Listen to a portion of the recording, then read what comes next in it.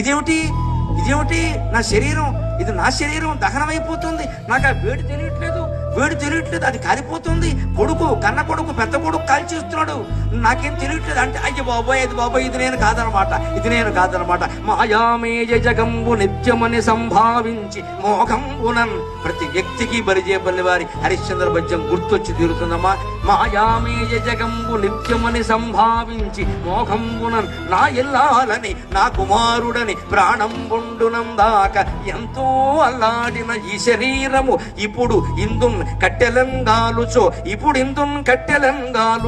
ఆ ఇల్లాలును రాదు, పుత్రుడును తోడై రాడు తప్పింపగా అని ప్రతి ప్రాణి ఏడుస్తాడు. దీనికి ఆడ మగ భేదం లేదు, పేద గొప్ప అనే భేదం లేదు, ఏ భేదము లేదండి. పండితుడా పామరుడా అనే భేదం లేదు, అందరూ ఏడవలసిందే.